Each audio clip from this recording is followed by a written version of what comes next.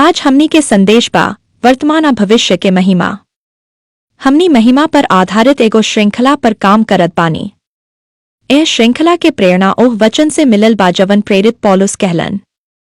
पौलुस यीशु मसीह के प्रेरित रहलन आ प्रभु के बहुते समर्पित अनुयायी रहलन। पौलुस लिखलन, काहे कि हमनी के वर्तमान के हल्का सा क्लेश पल भर के बा, लेकिन वो हमनी खातिर अत्यंत आ अनंत महिमा उत्पन्न करत बा। दूसरा कुरिन्थियों 4:17। महिमा के बारे में पौलुस जवन कुछ जानत रहलन, ओ ज्ञान से वो आपन अनगिनत कठिनाइयन के ओ आवे वाली महिमा के तुलना में क्षणिका हल्का समझ पावत रहलन। आए दृष्टिकोण से उनकर दुख क्लेश के बोझ हल्का हो जात रहल। महिमा के बारे में जानल पौलुस के मदद करत रहल, आ खाली पौलुस के ही नाही बल्कि मसीही विश्वास के पहिला पीढ़ी के औरी लोगन के भी, ताकि उ लोग जीवन के चुनौतीन के सामना कर सके। हमनी यह बात पर विचार करत बानी कि ये महिमा असल में कहा, ताकि हमनी भी जीवन के कठिनाइयन से बेहतर तरीका से निपट सकीं। बाइबल में महिमा शब्द के कई तरीका से इस्तेमाल कइल गइल बा। हमनी एह में से दो पहलू पर ध्यान देत बानी। पहिला, परमेश्वर खुद से जुड़ल महिमा, आ दूसरा ओ उद्धार से जुड़ल महिमा जवन परमेश्वर यीशु मसीह के द्वारा प्रदान कैलन। सर्वशक्तिमान परमेश्वर आपन स्वभाव से ही महिमा में बाड़न। उ एगो महिमा में अस्तित्व बाड़ना ओ महिमा में काम करेलन। महिमा में के मतलब बा भव्य, तेजस्वी, सुंदर। परमेश्वर के महिमा के राजा कहल गयल बा भजन संहिता 24:8-10। सर्वशक्तिमान परमेश्वर मनुष्यन के महिमा के एगो स्थान खातिर रचलन। उ हमनी के आपन बेटा बेटी के रूप में बनवलन, ऐसन संतान के रूप में जे आपन पिता के महिमा के प्रतिबिंब बने, जब हमनी ओकरा साथ प्रेम भरा संबंध में जीवन जी।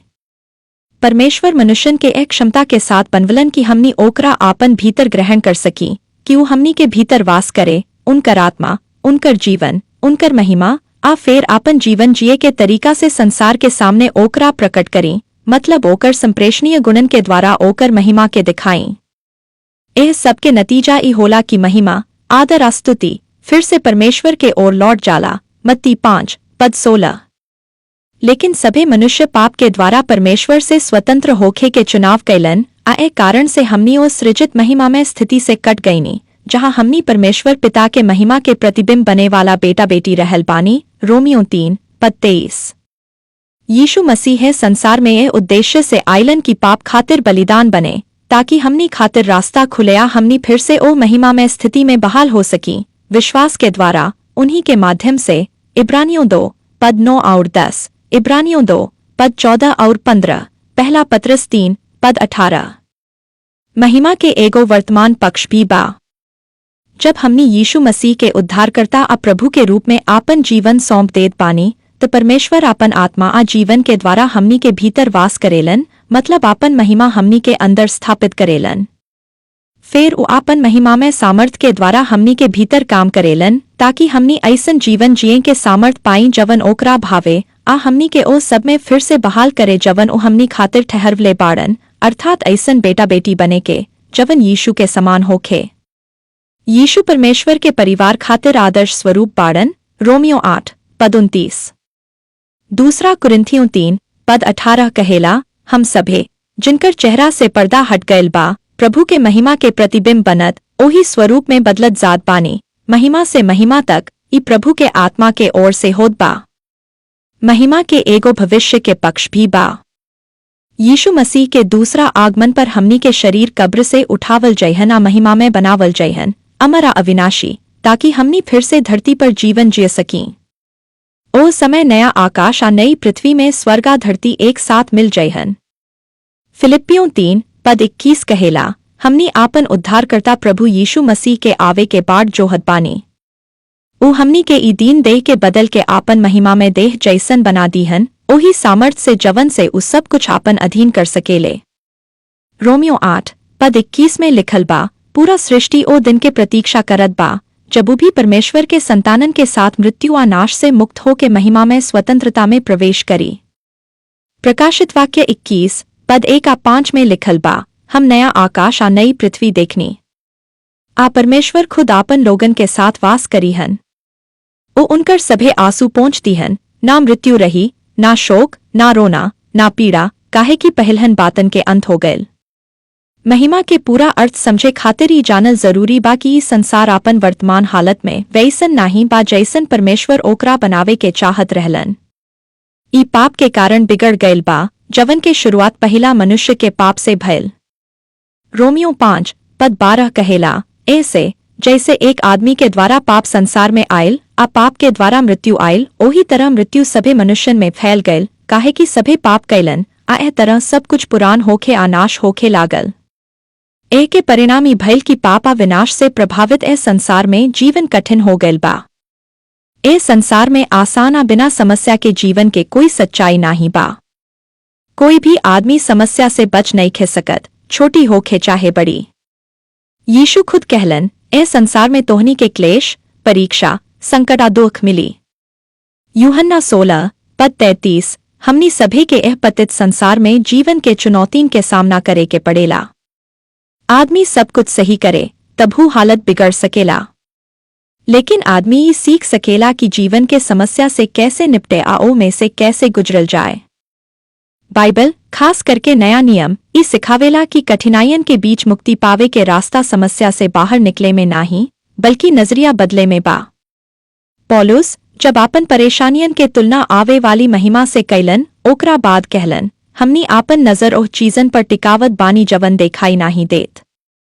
जवन देखाई देत बा उ थोड़े समय खातिर बा, लेकिन जवन देखाई नाही देत उ सदा के खातिर बा। दूसरा कुरिन्थियों 4:18। यही कारण से हमनी आपन मनो चीजन पर स्थिर रखत बानी जवन देखाई नाही देत। अदृश्य चीजन के दो प्रकार बा, एगो जवन अभी मौजूद बा लेकिन देखाई नाही देत, सर्वशक्तिमान परमेश्वर हमनी के साथा हमनी के भीतर बाड़न हमनी के मदद करे खातिर वर्तमान महिमा, आ दूसरा जवन अभी आयल नाही बा, आवे वाला जीवन के उपहार, भविष्य के महिमा। वर्तमान महिमा के मतलब बा भीतर के शक्ति, शांति या आनंद, जवन हमनी के कठिनाइयन के सामना करे में मदद करेला। भविष्य के महिमा के मतलब बा आशा। एह आशा से कि जीवन के सगरी कठिनाई एक दिन भुला देहल जाए, फिर से मिलन होई, पूरा बहाली होई, हर नुकसान के भरपाई होई, आ अनंत आनंद मिली। ऐसन जीवन जैसन जीवन असल में होखे के चाहिए। ए अदृश्य सच्चाइयन पर यानी वर्तमान महिमा आ भविष्य के महिमा पर अपना मन के टिकावल सीखल हमनी के कठिन परिस्थिति के बीच खड़ा होके आ आगे बढ़े में मदद करेला। पौलुस अकेले प्रेरित ना रहन जे वर्तमान आ भविष्य के महिमा के बारे में लिखलन। पतरस भी जे यीशु के 12 मूल चेल्हन आ प्रेरितन में से एक रहलन, वर्तमान आ भविष्य के महिमा पर गवाही देले बाड़न। पतरस जानत रहलन कि यह जीवन में हमनी के दुख सहल पड़ेला, लेकिन अंत में हम महिमा में पहुंची। एक कारण से पतरस खुद के उजागर होखे वाला महिमा के सहभागी कहलन। पहला पतरस 5:1। पतरस यीशु के पृथ्वी पर सेवा के समय परमेश्वर के महिमा के प्रत्यक्ष दर्शन कैले रहलन। यूहन्ना 1:14, यूहन्ना 2:11, मत्ती 17:1-7। उहे आखिरी भोज में भी मौजूद रहलन जब यीशु वादा कैले रहलन कि उनकर प्रेरित जल्दी ही पवित्र आत्मा से भरल जयहन आ ओह में यानी ओह जीवना महिमा में एक हो जयहन। यूहन्ना 14:17, यूहन्ना 14:20। पतरस नया नियम के 2 पत्र लिखलन। पहला पत्र ओह मसीहियन के हिम्मत देवे खातिर रहल जे यीशु पर विश्वास करे के कारण बढ़त कठिनाइयन के सामना करत रहलन।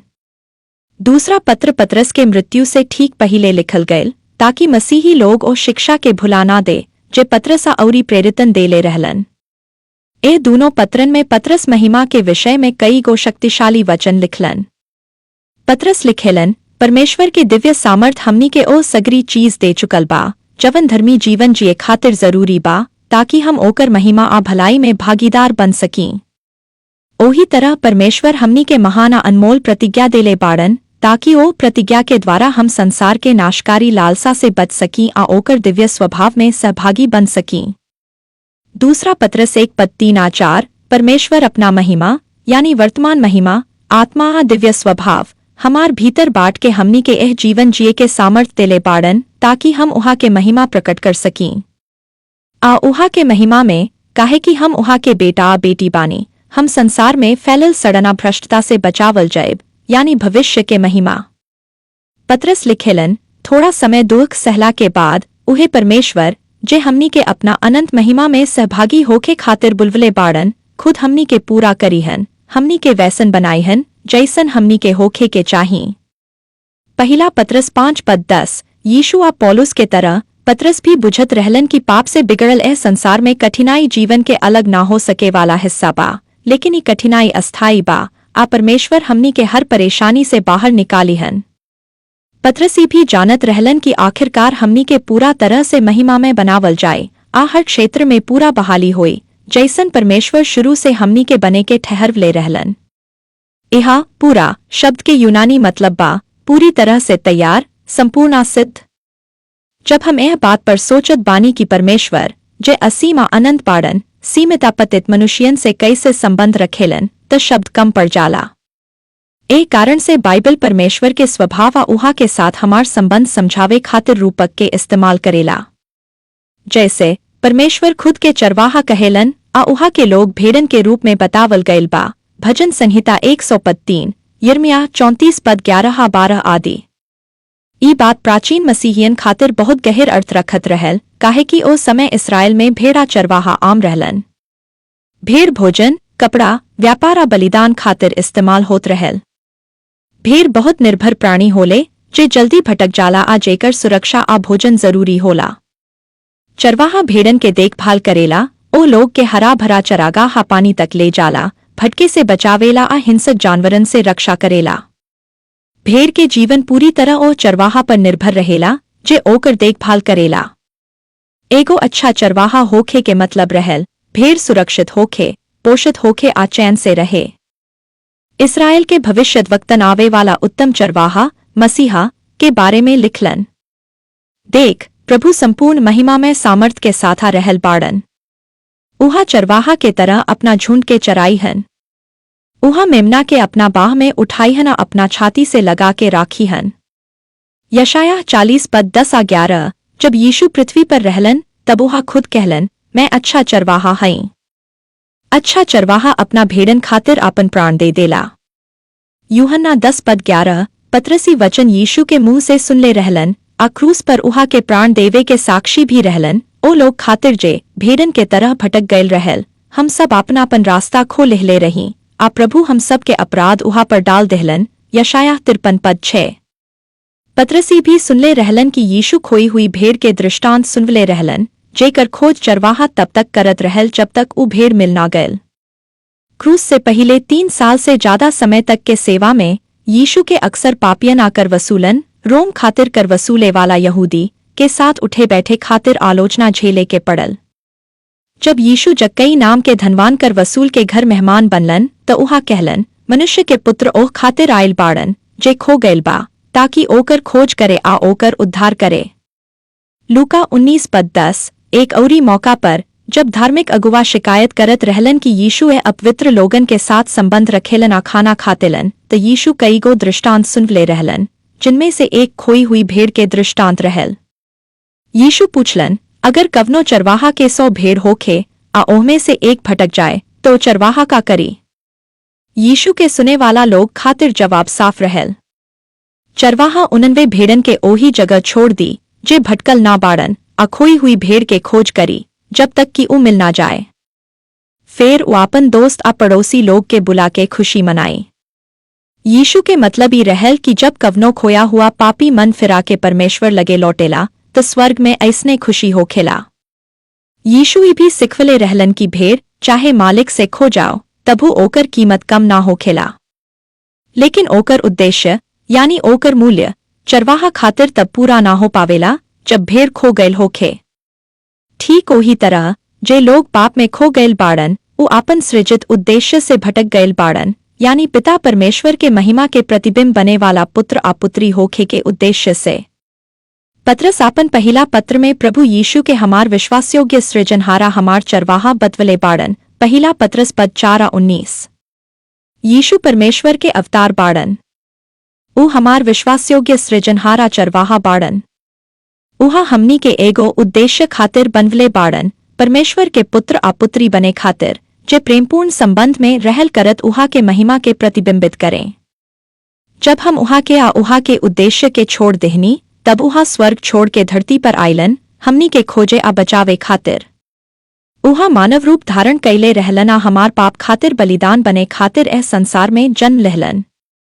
उत्तम चरवाहा यानी सर्वशक्तिमान परमेश्वर उहे बाड़न जे हमनी के महिमा में दोबारा बहाल करेलन। क्रूस पर यीशु द्वारा हमार पाप उठावल जाए के संदर्भ में पतरस लिखेलन, काहे कि तुम भेड़न के तरह भटक गयल रहल, लेकिन अब तुम आपन आत्मा के चरवाहा आ रखवाला लगे लौट आइल बाड़। पहला पतरस 2:25 आपन चरवाहा लगे लौटे के मतलब बा आप खुद के उहा के अधीन कर देहनी। यह पतरस आत्मा से आपन जीवना आपन पूरा अस्तित्व के बात करत बाड़न। उत्तम चरवाहा ही उबाड़न जे हमनी के महिमा में पुनः स्थापित करेलन। पत्र के आगे पतरस लिखेलन, जब प्रधान चरवाहा प्रकट हुई हन तब तुम उहा के महिमा आ आदर में अनंतकालीन भागीदारी के पुरस्कार पैबा। पहला पतरस 5:4 महिमा में पुनर्स्थापित होखे के मतलब पूरी तरह समझे खातिर ही जानल बहुत जरूरी बा कि आप परमेश्वर खातिर बहुते महत्व रखत बानी। आप कवनो दुर्घटना या गलती ना बानी। आप ए खातिर अस्तित्व में बानी काहे कि परमेश्वर आपको चाहत बाड़न। उहा आपको अस्तित्व में लैलन। आप उहा के शाश्वत पारिवारिक योजना के हिस्सा बानी। आप मूल्यवान बानी, आपके पास उद्देश्य बा, आशा बा। सर्वशक्तिमान परमेश्वर प्रेम से प्रेरित होके सृष्टि के शुरुआत से पहले ही हमनी के एगो महिमा में उद्देश्य खातिर चुन लहलन। इफिसियों 1:4-5, दूसरा तिमोथियुस 1:9-10। पाप परमेश्वर के परिवार के नुकसान पहुंचवलस आ उहा के योजना के पटरी से उतार दहलस। तब यह महिमा में अस्तित्व हमार विश्वासयोग्य सृजनहार हमनी के ओर मुड़लन। उहा आपन खो गईल परिवार के खोजे आ बचावे खातिर आ हमनी के महिमा में दोबारा बहाल करे खातिर कदम उठवलन। परमेश्वर आपको आपन राज्य में बुलवले बाड़न ताकि आप उहा के महिमा में भागीदार बन सकी। पहला थिस्सलुनीकियों 2:12। जब आप पश्चाताप आ विश्वास के साथ आपन विश्वासयोग्य सृजनहार लगे लौटत बानी, आपन रास्ता छोड़ के उहा के रास्ता पर चलत बानी, तो उहा आपको आपन बाह में स्वागत करत बाड़न, आपन लौटे के जश्न मनावत बाड़न, आपन सामर्थ से आपको शुद्ध करत बाड़न आ पुनर्स्थापित करत बाड़न। उहा के पास खाली आने वाला जीवन में आपके महिमा में भविष्य ही ना बा, बल्कि यह कठिन जीवन में भी आपके खातिर मदद बा। पतरस इस्राएल के महान राजा आ भजनकार दाऊद के लिखल बात से परिचित रहलन कि आपन सृजनहार के चरवाहा के रूप में पावे के मतलब का होला। दाऊद के 23वां भजन ए बात के सुंदर चित्र प्रस्तुत करेला। यह भजन पर पूरा संदेश हो सकेला, लेकिन वर्तमान आ भविष्य के महिमा से जुड़ल कुछ मुख्य बिंदु एह प्रकार बाड़न। यहोवा हमार चरवाहा बाड़न, हमरा कौनो चीज के कमी ना होई। उहा हमार आत्मा के पुनर्स्थापित करत बाड़न, हमार शक्ति के नया करत बाड़न। उहा आपन नाम के आदर खातिर हमरा धर्म के मार्ग पर चलावत बाड़न। भजन संहिता 23:1-3 अगर हम मृत्यु के छाया के घाटी से भी गुजर जाएं, तो हम डेराइब ना, काहे कि तू हमरा साथे बाड़। तू हमार दुश्मनन के सामने हमरा खातिर भोज तैयार करेला। भजन संहिता 23:4-5 दाऊद गोलियत के सामना एगो संभावित मृत्यु के घाटी में कैले रहलन। पहला शमूएल 17। लेकिन दाऊद जानत रहलन कि परमेश्वर उहा के साथ आ उहा के पक्ष में बाड़न। परमेश्वर उहा के दुश्मन के सामने जरूरी व्यवस्था देलन ताकि उहा घाटी से बाहर निकल सकें। ईबा वर्तमान महिमा। दाऊद आपन जीवन में कई गो कठिनाइयन आ रुकावट के सामना कैले रहलन, लेकिन उहा प्रभु के व्यवस्था, सुरक्षा आ मार्गदर्शन के साथ साथ भीतर से मिलल परमेश्वर के सामर्थ के अनुभव कैले रहलन। ई भी वर्तमान महिमा हा। निश्चित रूप से भलाई आ करुणा हमार जीवन के सब दिन हमरा पीछे पीछे चली, आ हम यहोवा के घर में सदास्ता के खातिर वास करें। भजन संहिता 23:6 दाऊद जानत रहलन कि जब उहा के जीवन समाप्त हुई तब उहा प्रभु के साथ उहा के घर में हमेशा खातिर रही हन। ईबा भविष्य के महिमा। पहिले हम देख चुकल बानी कि पौलुस लिखेलन, काहे कि हमार वर्तमान के हल्की पीड़ा क्षणिक बा, लेकिन वो हमनी खातिर अत्यंत अनंत महिमा उत्पन्न करत बा। हम आपन दृष्टि ओ चीजन पर रखत बानी जे दिखाई ना देला, काहे कि जे दिखाई देला वो अस्थाई बा, लेकिन जे दिखाई ना देला वो अनंत बा। दूसरा कुरिन्थियों 4:17-18 ई जीवन में कैसे दिखाई देला? हम पतित संसार में रहत बानी आ हर दिन चुनौतियन के सामना करत बानी जे अप्रिय भावना आ विचार पैदा करेला। त हम अदृश्य चीजन पर आपन मन कैसे केंद्रित रखीं? ई अपने आप ना होई। अदृश्य सच्चाइयन पर ध्यान केंद्रित करे खातिर आपको जानबूझ के प्रयास करे के पड़ी, लेकिन ई संभव बा।